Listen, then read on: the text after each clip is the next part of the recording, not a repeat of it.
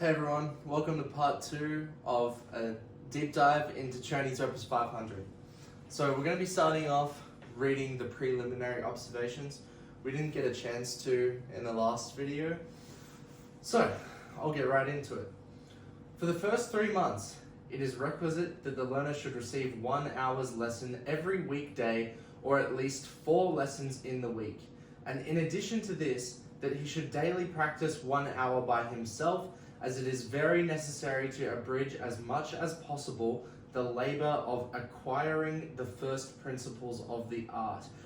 Guys, let's just stop there already. By the way, I forgot to mention, I'm at the piano today because we're going to be getting into some of the things that he talks about in the first lesson. So this is very interesting what he's already said.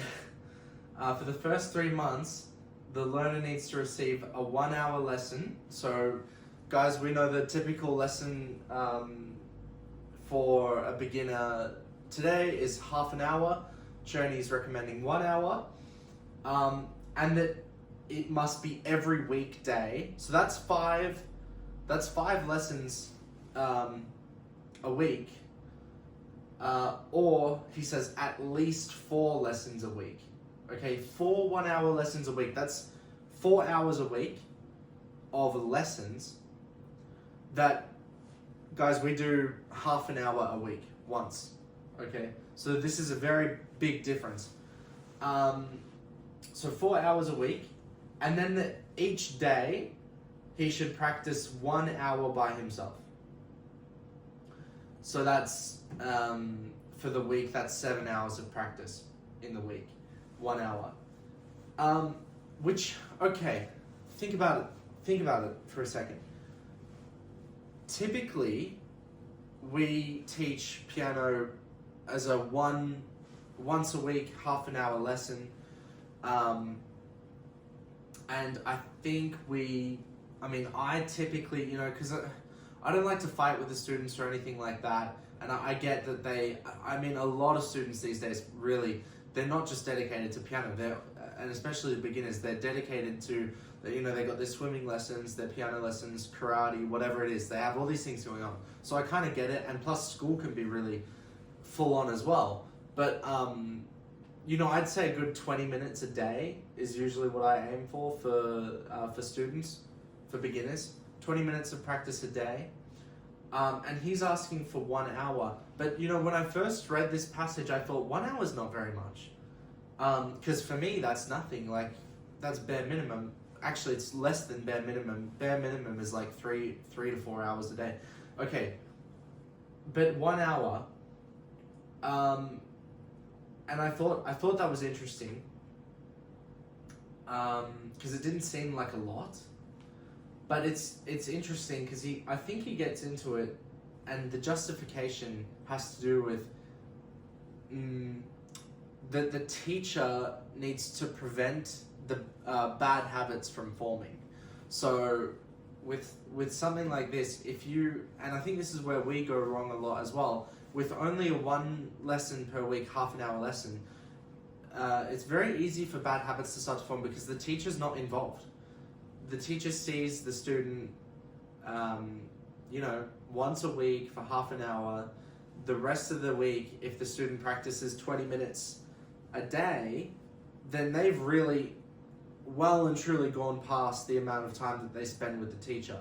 So like 20 minutes, by the second day they've already done 10 more minutes than what they would spend with the teacher. Third day, 30 more minutes, whatever. And that adds up a lot. Whereas with Czerny, it's 4 hours for the week, and then there's 7 hours in total of practice. So there's not that much more where the student could really start to form bad habits because they overdo their own time, I guess. Anyway, so let's keep going. The subjects to be explained are distributed into lessons, such that the contents of each lesson may easily be read through and explained at length to a pupil in 1 hour's attendance. This calculation will also include the time necessary for him to fix in his mind and to practice the rules laid down in each lesson. Guys, it's really interesting as well. I've noticed he's pretty accurate with this. The first lesson can really be explained quite thoroughly in about 1 hour, and I think we're going to try and get through that faster because I don't want to keep you guys here for an hour. I think 20 minutes is good. Anyway, so let's keep going. It will naturally depend on the age, talent, and industry of the pupil as to how far the teacher may find it necessary to lengthen or curtail the prescribed times at the end of each month. A couple of days should be devoted to the recapitulation of all what has already been learned, and the pupil should be made to repeat the principal rules by heart. Again, that's a really good point, because we never revise. I never see teachers really revise with their students the things that they learn, and yeah, not over the period of a couple days. Like, this just doesn't happen. The thing is, it's really sad actually, because I feel like in this time the art was so highly valued that this was like just bare minimum. That like you spend a couple days revising. You have 4 lessons at least per week. It's bare minimum for him. This is bare minimum, guys. But we have so far exceeded rock bottom. We have gone beyond that. We are in the depths of terrible teaching practice, like just terrible. And it's because we just don't value music as a society like they used to value it. Because if we really valued the art that highly, the bare minimum would still be the bare minimum that he's describing. I can't put it any other way. It's just bare minimum. But there's nothing we can do about it. Piano lessons are expensive, and no one's having 4 lessons a week. No one's having 5 lessons a week. That's for sure. So,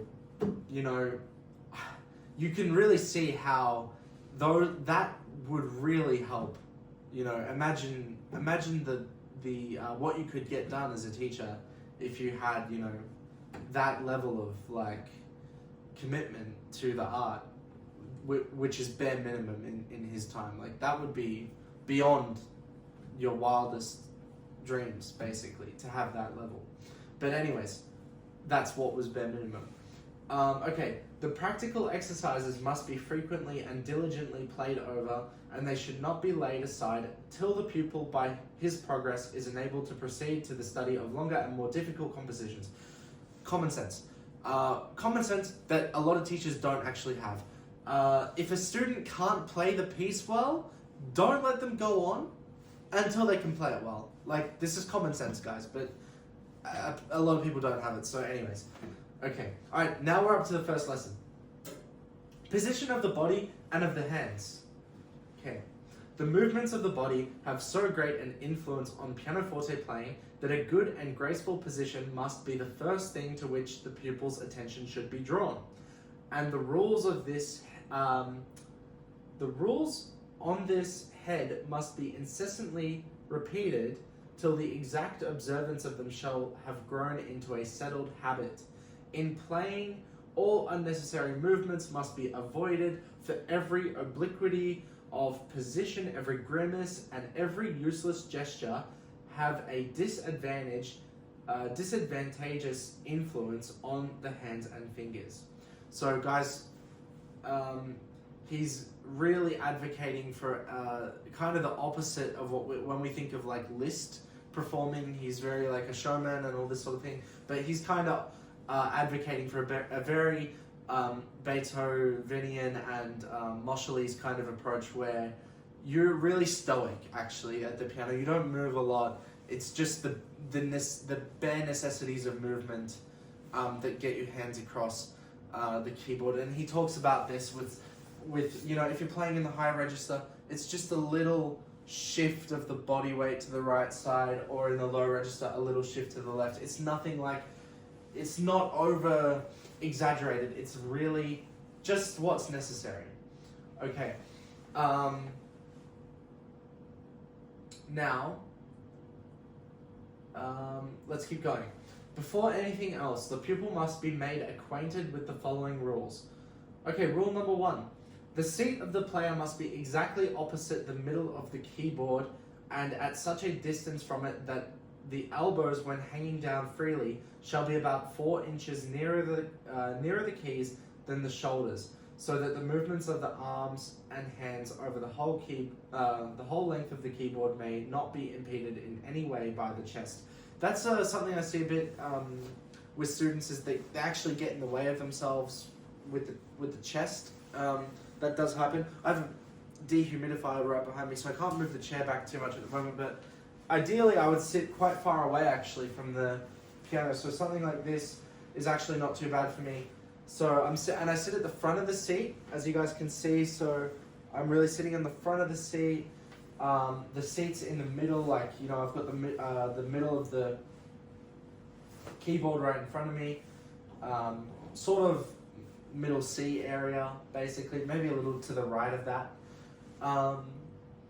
And yeah, if you put you can see my elbows are closer to the keys than my shoulders are. So I'm doing everything he said, basically. And yeah, I'm not in the way of my chest. I can play the middle of the keyboard very easily because the chest is not in the way. So I can play in the middle very easily. Okay, rule 2.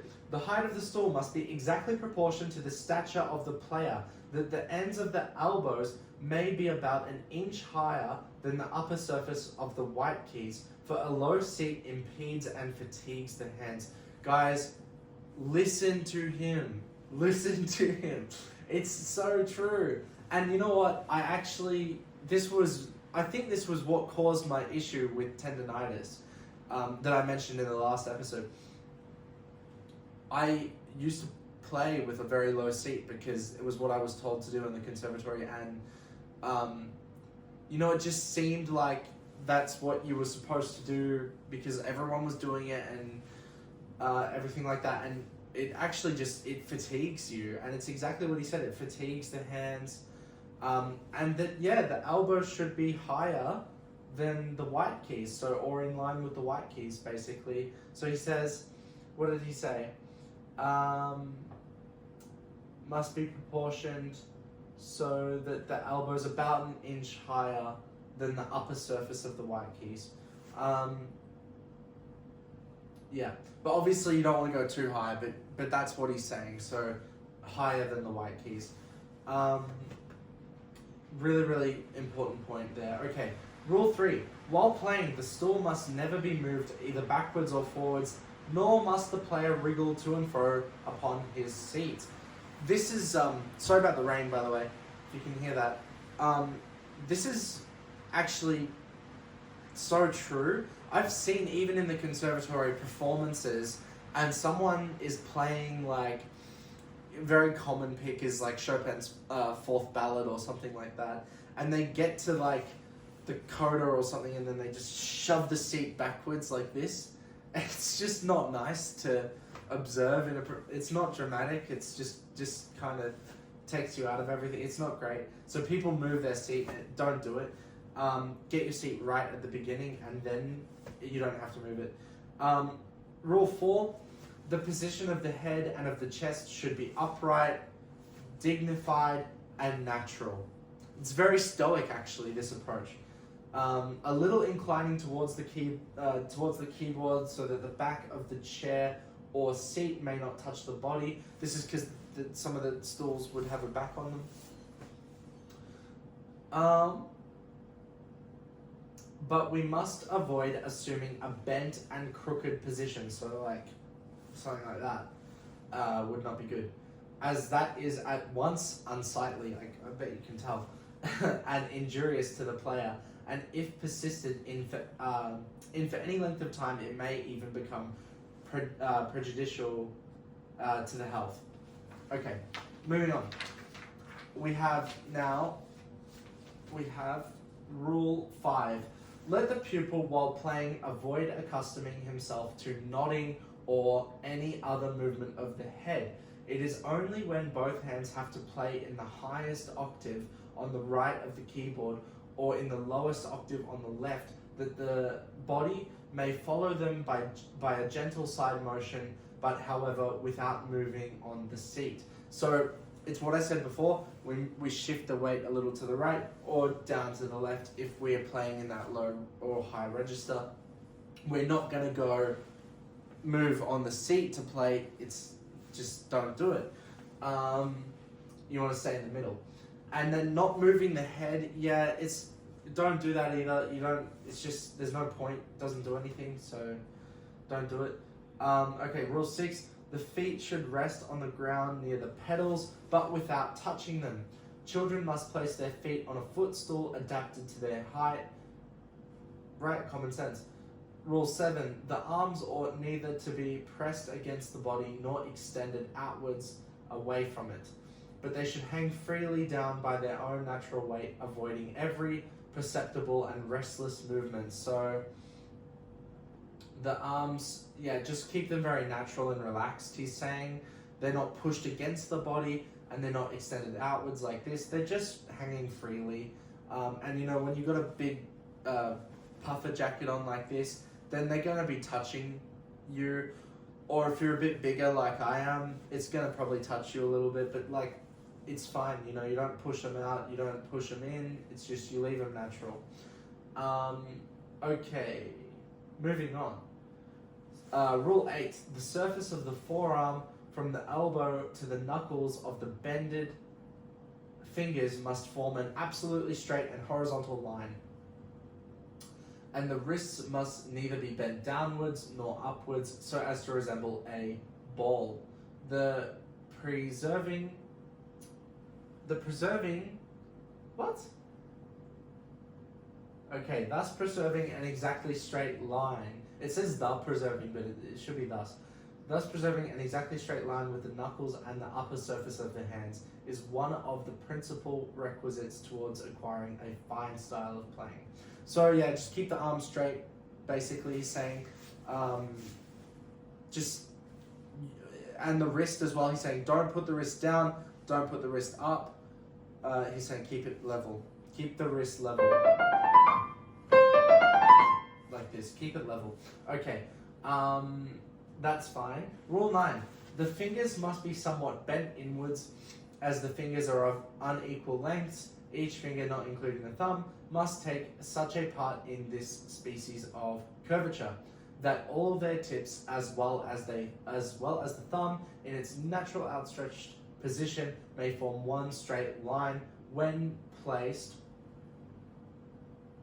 I lost part where I'm reading. When placed close together. In this case, the knuckles will assume nearly the form of a semicircle. So he is actually advocating for a very bent position.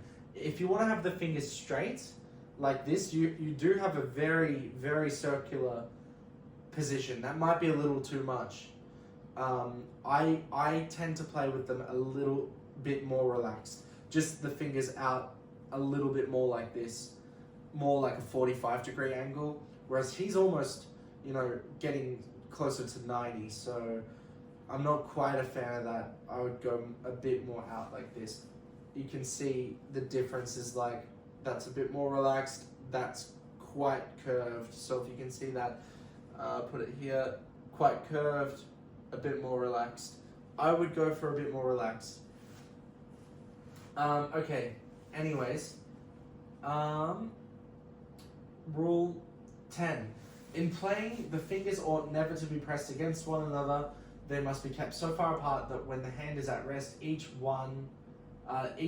for itself may freely and independently make the necessary movement, upwards or downwards, for it is by this motion that the keys are to be struck. Okay, so he's saying don't push the fingers together. It's just like the arms to the body. Don't push the fingers together. And I think he's saying, and outwards as well. Don't stretch them apart either. So is he saying that? They just must be kept as far apart as they need to be, but not more than that either. So don't stretch them. Just keep them relaxed is fine. But not touching each other, of course. Okay, moving on. Rule 11. An oblique position of the hands and fingers, either inwards or outwards, is very injurious.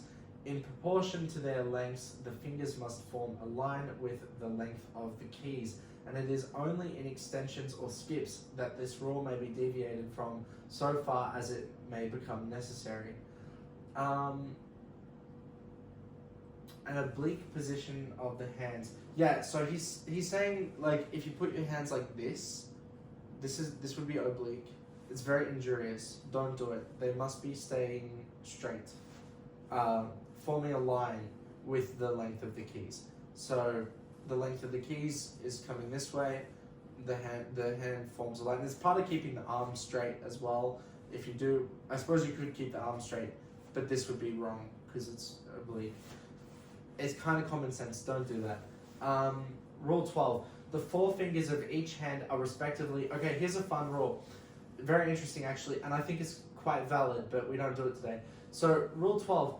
The four fingers of each hand are respectively indicated by the figures 1, 2, 3, and 4. The character, the plus sign, is used to indicate the thumb. Okay. Guys, today we use just the fingers 1 to 5, the numbers 1 to 5, 1, 2, 3, 4, 5, to show what the finger of the hand is. So the thumb is finger 1, the second finger is finger 2, the third is finger 3, the fourth is finger 4, and the pinky is finger 5, like that. But he was advocating to actually say, no, the thumb is the plus sign, the second finger is the first finger, the third is the second finger, the fourth is the third finger, and the fifth is the fourth finger. It's very hard for modern pianists to adjust to this because we've gotten so used to reading 1 to 5. And that's just what history favored, because there are a couple publications that use that sort of fingering, and some were by Czerny, and I think there might have been some by Clementi as well, but they're like that. And the thing is, it's actually quite valid, because if you play violin, you'll know that this is the first finger. So on the left hand, they don't use the thumb. So the first finger is this finger, the third is the second finger, the fourth is the third finger, and the fifth is the fourth finger. So they use that fingering on violin, and the thumb doesn't get used. So I think he was trying to get the piano fingering in line with the violin fingering, or the cello, or the viola, or whatever it is. He's trying to get it in line with those string instruments. Perhaps, I think it's valid, if you were learning both instruments, you could play violin and piano, it would make sense to just standardize and use the violin fingering. So, yeah, I think there's a good reason for that. And this publication, the Opus 500, uses that fingering. So, the entire time that we talk about it, we're going to be talking in terms of the fingering in this way. So it's something that I'll have to get used to as well. Okay. Rule 13. The percussion of the keys is affected by means of the fleshy tips of the four longer fingers, and with the extreme side of the tip of the thumb, which for this purpose must be somewhat bent inwardly. Yep. We must avoid bending the other fingers inwardly so that the nails shall fall on the keys. The keys must not be struck near their edge, but about half an inch from their nearest. Half an inch from the end of their nearest the player. Got it. Okay, sorry. Hard to read this. Okay, so he's kind of clarifying the rule he made earlier about keeping the fingers really bent. He's saying as bent as they can be, but without the nail touching the keys. This is also very common. A lot of kids don't cut their nails, and then they come to the lessons and you can hear the clicking of the nails on the keys. It's not nice. And it just, you can't play with good technique if your nails are touching the keys, because you need to be able to prevent collapsing of the joints, and it's very hard when you have nails that are that long. So keep your nails short. And then don't play so that you're touching the nails on the keys. That would be too bent. Yeah, and then he's also saying that the key should not be struck on the edge. So if you can see, I think you can see, don't play the key on the edge, play it about an inch inwards, so in the middle, somewhere like this, is where you play the key, which is very good advice. So I've heard that before, even in the conservatory. It's good advice. Rule 14, the player must keep his nails so short that they never project beyond the extremities of the tips of the fingers, as otherwise the clicking of them on the keys will become disagreeably audible. Exactly what I said. Keep your nails short because no one wants to hear them clicking on the keys. Alright, that's it. That's the first part of the rules for positioning the body when we play the piano. So, you know, use that as you need it.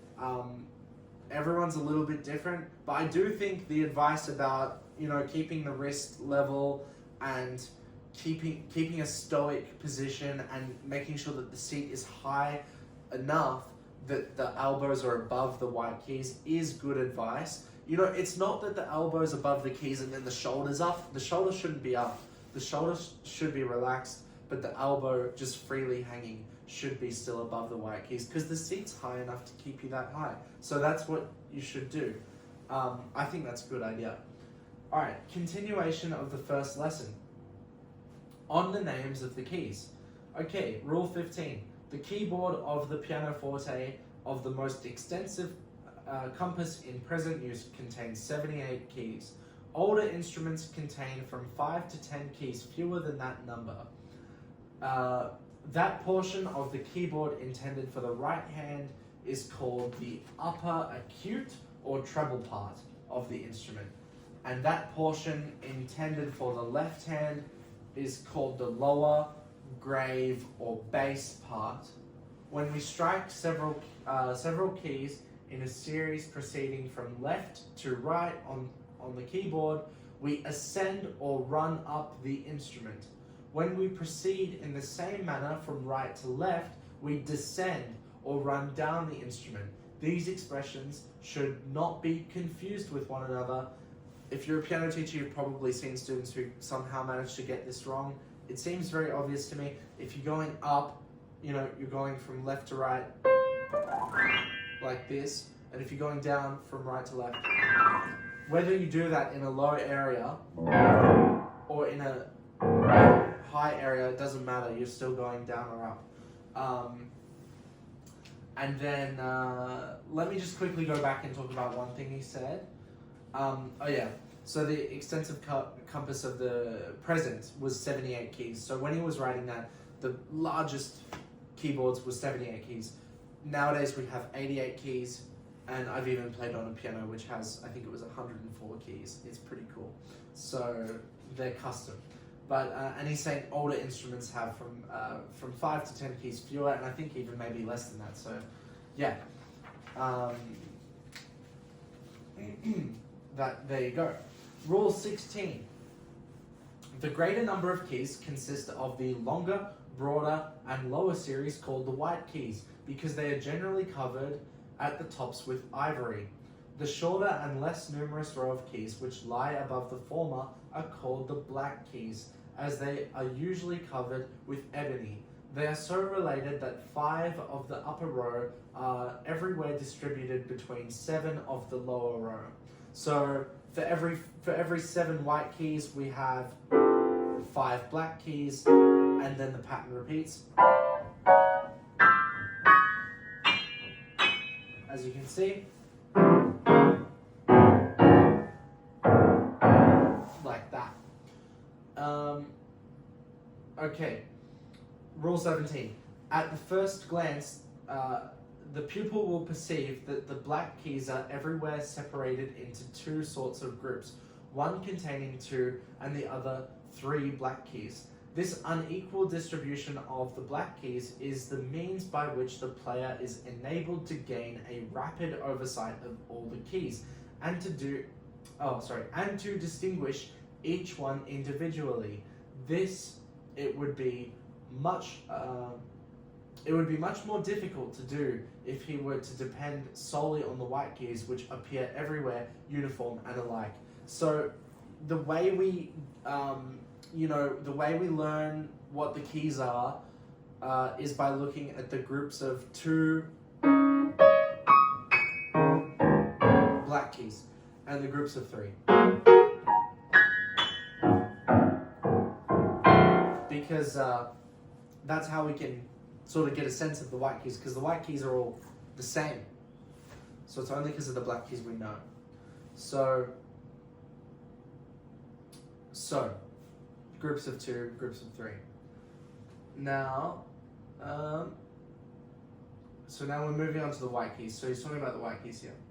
The 7 white keys between which the 5 black keys are distributed are named after the 7 alphabetical letters C, D, E, F, G, A, and B, which are constantly repeated in the very same order, from left to right. That is, in ascending from the bass towards the treble. The key called C lies on the left of the 2 black keys, and it occurs as often, therefore, as the keyboard contains groups of 2 black keys. The pupil must now try to find out and strike one after another all the C's on the instrument, for which purpose the following representation of the keyboard will be found of assistance. Okay, that was rule 19 and 18, by the way.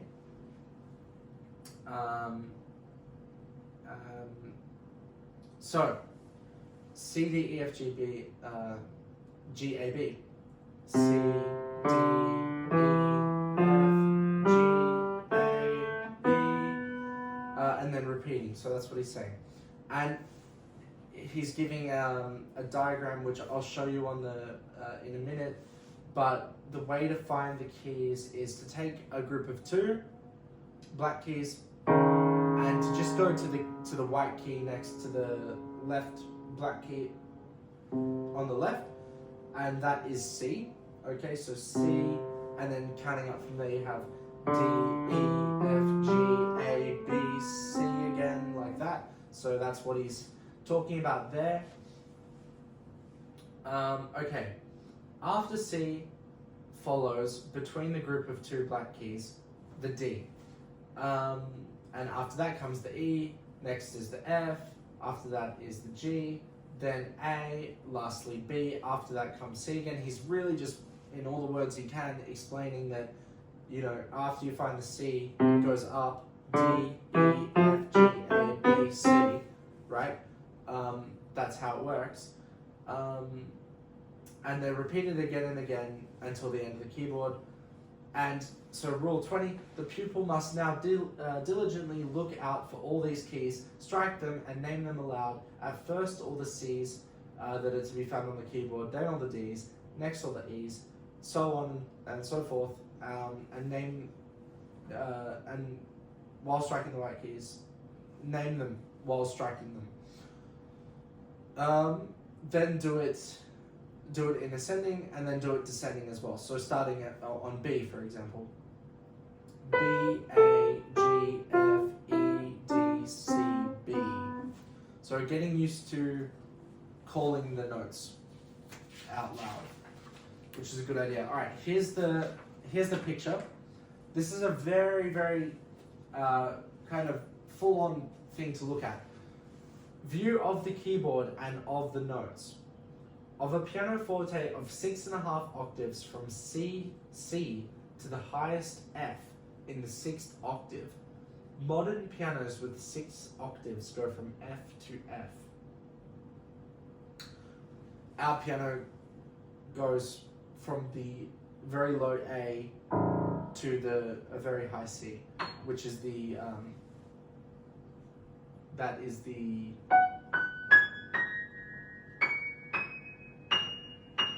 C above this F. Okay, so they would go from about here to here, from right. Yeah, this was the range. So they would get. We now get from here. All right. So we have on the picture, just reading from the top. notes for the bass or left side of the keyboard, and then on the right we have treble notes or right side of the keyboard. You can see the black and white keys here in the middle, the twofold denomination of black keys.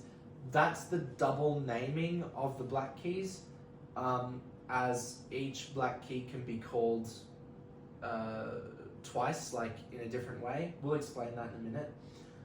Notes for the black keys according to their first denomination, and notes for the black keys according to their second denomination. So how the notes are printed on the stave according to the first way of naming them, and how they're printed on the stave according to the second way of naming them, and that shows you the bass clef and the treble clef with the notes. This isn't, I don't think this is really intended for you to study in this way. It's more like just a kind of a picture to show you how those sort of things work if you need to go back to it, but it's not like, I don't feel like a beginner would just study that right away. It would be too much, I think. Then we have the names of the white keys as we were talking about, right? C, D, F, G, A, B, C, D, F, G, A, B. Going up, we can see them printed right below the white keys. And then we have the notes for the white keys printed on the stave below that. You can see everything lines up to each key that it's supposed to be for. So you know what every note is and what it's printed on the stave to look like. So we have the C in the double octave. Now we'll talk about this as well. So he calls the very low octave the double octave. So this C here is the double octave right up until the B, or really the C, and then you get the C of the first octave. So the first octave, then the second octave, the C, then the third octave, the C, the fourth octave, the C, the fifth octave, the C, and the sixth octave, the C, and then we also have the seventh octave at the very top, which he didn't have. So his would have ended 6.5, 6. The F is in the sixth octave. Okay, like that. I think we do it differently. We would call the double octave the first octave. Okay, but anyway, double octave, whatever, doesn't matter. Same sort of thing. So bass from double C to A in the third octave above. That's treble. Yeah, okay. So he's showing the compass of the bass. Actually, this is really important because this is something that a modern method really cons you about. The clefs are a Venn diagram. They actually overlap, okay? The bass clef can play, you can write a lot of the notes in the treble clef in the bass clef, and a lot of the notes from the treble clef into the bass clef as well. So they overlap, okay? And he's showing you exactly where they overlap, usually. So the bass goes from the low C, obviously, but can really write all the way up until the A of the treble clef. And there are cases where you go even higher than that in the bass clef. This all being within the bass clef, basically from the A to the A. And then the treble clef actually being from the highest note, the C, to the E in the bass clef here. So these two areas from this E to this A overlap, and both clefs could easily write the notes in each of them, okay?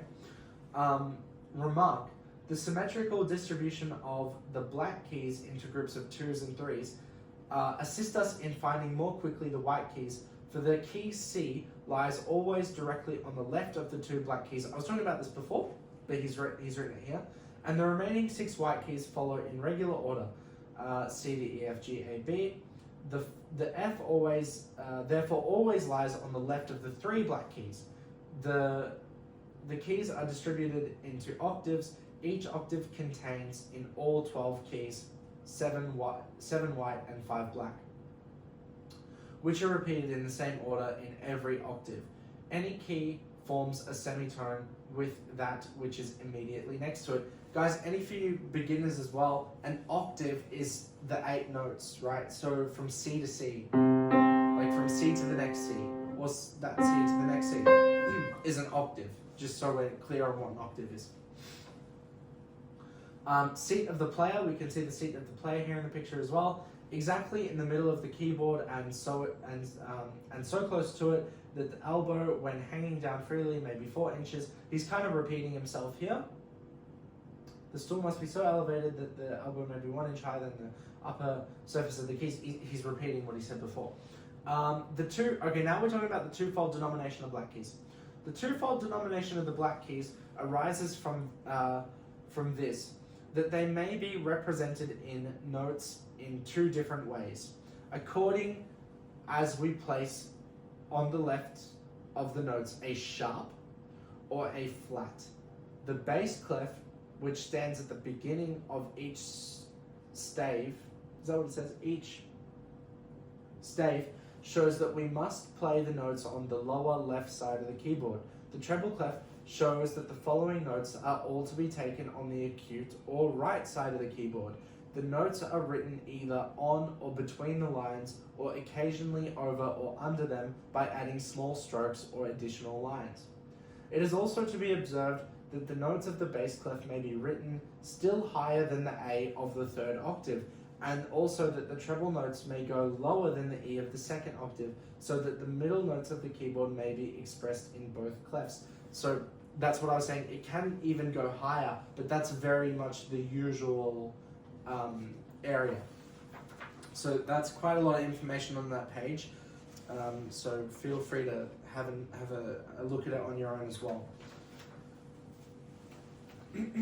So we're getting through it. Okay, distribution of the white keys. Rule 21. All keys of the same name have also a great similarity in sound and are only distinguishable from each other by a difference of acuteness or gravity as to their pitch. These similarly named keys form each one as compared with the one immediately above or below it, which is termed an octave. So I was kind of talking about the octave. So those keys are the same. The only difference is that, and by sound, is that they get higher, but they have the same, sound, or they get lower. Okay? For example, to distinguish all these octaves from one another, the octaves C to C are indicated by numbers with the exception of the lowest octave, which is called the double octave.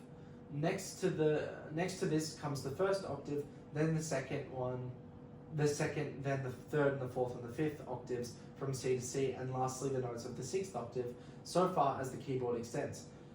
See representation of the Piano-Forte. So that's like how we say like C3, C2, so the second C or whatever. But you got the double octave in there. So the double octave C, the first octave C, the second octave C, the third octave C, the fourth octave C, the fifth octave C, the 6th octave C, and the 7th octave C on the modern piano. Okay, there you have it. In the Piano-Forte of less compass, which extends only from F in the bass to F, 6 octaves. I think that's this F, is it? I think so. Then F 6 octave. The double octave is not complete, and the deepest double notes consist therefore only of 4 and 3 black keys. So he's just kind of saying for the people who had smaller keyboards, but for us it doesn't matter that much.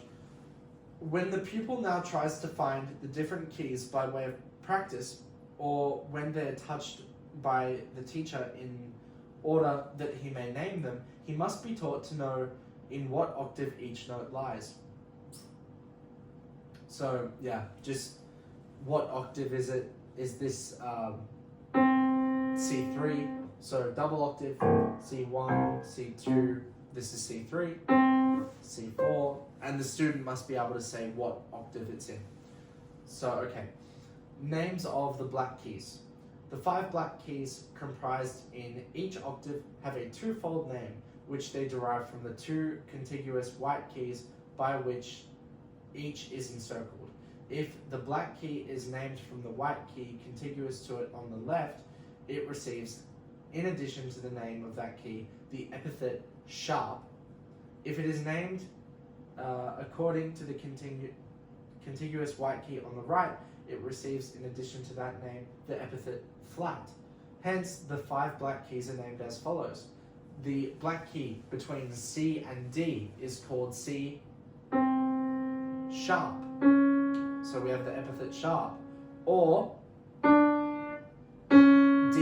flat, and we have the epithet flat. So same for the other keys. D goes to D sharp, E goes to E flat. Okay? F goes to F sharp, G goes to G flat. And you see they're all the same key. G goes to G sharp, A goes to A flat, A goes to A sharp, and B goes to B flat. Okay.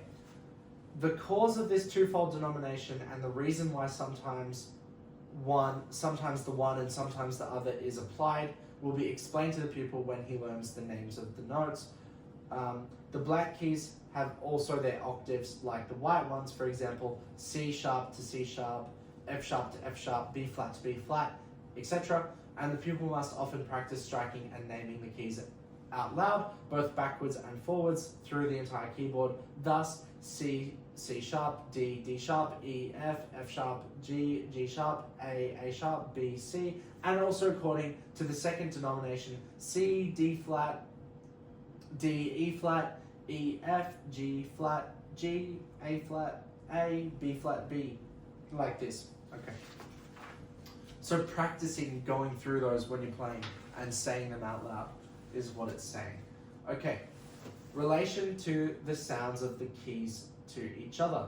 From what precedes, it appears that on the pianoforte, and indeed in music in general, that there exists but 12 sounds, which by their repetition in so many octaves and by their higher or deeper pitch, form the whole range of sounds of which modern music consists. Each key, compared with that immediately contiguous to it, forms a half tone that is, in respect to its pitch, it is distant from it a half tone or semitone. Thus, C to C sharp, D sharp to E, F to F sharp are half tones. Similarly, the distance from E to F or from B to C is also a half tone or semitone, since between those two white keys, there occurs no black key. So he's talking about the semitones, what semitones are. So we have, E to F, we can see there's no black key in between. So this is a semitone, because it's going from one key to the very next key. Or if we have D sharp to E, there's no key in between it, it's just one key to the very next key, thus it's a semitone. For example, G to A flat, like this, G to A flat, no key in between, thus it's a semitone. There you have it. Okay, and we have, so here we go. When two keys are separated by one intermediate key, they form a whole tone. Example, C to D, E to F sharp, B flat to C, A flat to B flat, are whole tones. So yeah, if we do have the key in the middle, C to D, there's a key in the middle, so it's a whole tone. D to E, it's a whole tone. E to F sharp, it's a whole tone. B flat to C, A flat to B flat, it's a whole tone. Okay. Lastly, Rule 29. It can at most require but a few days to indelibly impress on the mind of the pupil this explanation of the keys. If the teacher has the patience to employ all the help here suggested, and if the pupil himself bestows the proper degree of attention. So, he's saying it can at most take a few days to learn all of this, to learn the notes in this way. I don't think he means to read the notes. I think he only means to learn the sharps and the flats and the octaves and all of that, and the semitones and the tones. It does not take more than a few days. It doesn't. It doesn't take that long at all. So he's quite right. And anyway, that concludes the first lesson. So maybe we did take an hour. I don't know how long this went for, so I'm gonna check that. But yeah, that got us through the first lesson. And I didn't play on the keyboard as much as I thought I would, but I definitely showed you guys a lot to do with the seat and proper positioning of the body and the names of the notes. So thanks so much for watching, and I will see you in lesson 2.